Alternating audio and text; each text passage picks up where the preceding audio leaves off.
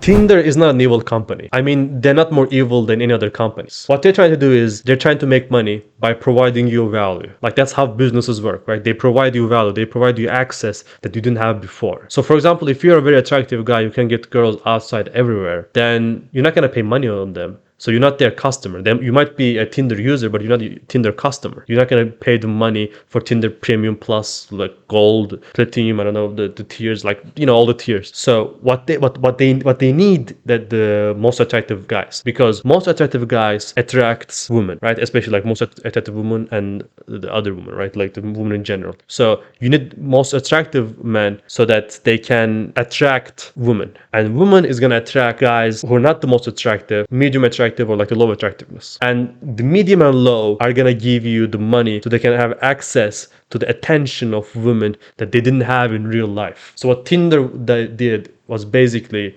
after the collapse of bars and the cafe cultures of people like meeting in real life, what they did is, and maybe Tinder was partly responsible of that. What Tinder did is they created an algorithm for women to have access to best men plus the guys who paid, right? And of course they have an algorithm, right? Like YouTube has an algorithm, and people don't just say like YouTube is evil because it has a recommendation algorithm. And if you look at, for example, Google or any other search engine, there's a thing called SEO, right? That's the search engine optimization that exists for like, I don't know, 20 years or 30 years, more than that maybe. It's just basically, if you have a good SEO, then the bots are going to put your name in after the search comes, right? So your website is going to be up in maybe the first page, or maybe like the first couple results. And for Google, like you have to be in the first 5 to be clicked. So you need to be in that first 5. So you need to have the best SEO. And nobody comes and says like, oh, the SEO is evil. But that's just business. Of course, they're going to want you to have the best results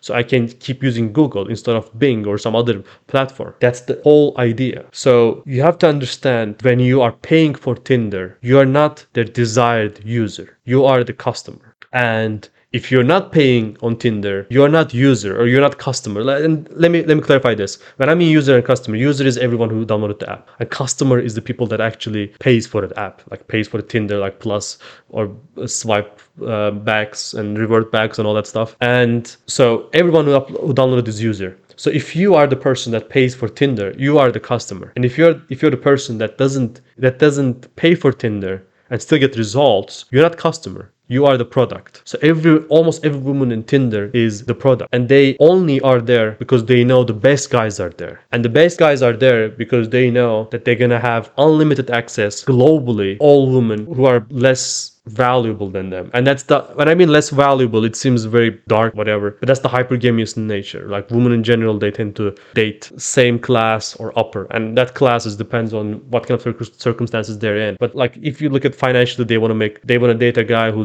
makes more money than them. They want to date a guy who's taller than them. They want to date a guy who's bigger than them, like muscle wise. They want to date a guy who's at least smart or more smart than them, at least as successful or more successful than them. And the best guys are those guys that almost better at all of those things than women. And that doesn't mean that women are better or whatever. What I'm trying to say is, for them, it's easy game. So Tinder was created to make money out of low attractive guys, but they needed to attract the product, which is women and high product, high value, high attractive guys. And why am I saying this? I'm saying this because if you are in this area of your life, if you're in this part of your life that you don't have the best. So why am I saying all of this? I'm saying all of this is, if you don't have the best body, if you're in this part of your life that you don't have the best body, you don't have the best financials, maybe you don't make enough money, you don't have like six-pack abs, or you don't have like a very attractive physique, then you are going to be the customer in Tinder. Tinder is not free for you. Tinder is free for very high attractive guys and for women, not for you. So either don't use Tinder, or understand that when you jump in Tinder, it's either gonna cost you a lot of time and effort, or it's gonna cost you money. It's never gonna be free. You're not gonna get value out of free. It's not designed for you to use it for free. You have to understand, these apps, they're not free for everyone. Like YouTube is not free. They take your attention by showing you ads. And if you don't want to show ads, if you don't want to spend time, then you spend money. But you have to spend something, right? Nothing is free. There's this quote that it says like,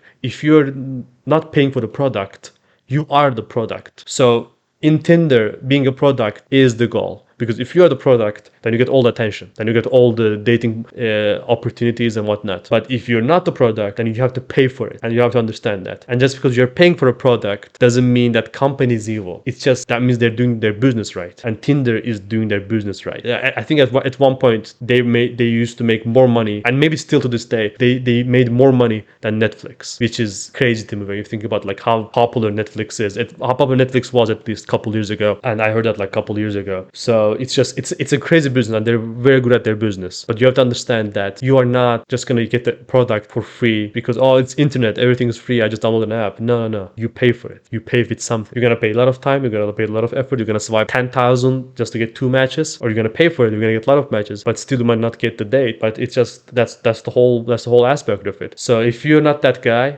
my recommendation is just don't use it. If that my this is why I stopped using Tinder and any dating app. I don't have six pack, and it might seem very superficial or whatever, but like that's my whole perspective is. The moment I get six pack, the moment I get good body, I'm gonna go back to dating apps, because then your life changes, then how you're perceived changes. And it's a social media app, it's a dating app where the picture is at front, not your character, and how your characteristic is gonna be on the front. Like just because you put a bio, you copy paste from somewhere, your characteristic is gonna be there. It's never gonna be there. So don't act like just companies hate you, or life is evil, or this matrix coming to you or trying to make you miserable or something like that. No, that's human nature. Human nature is women want the best. That's it. And back then they used to access locally, but they can access now globally. So now you are competing against more men and you're not the best. So just go get better. And I see you in the next video.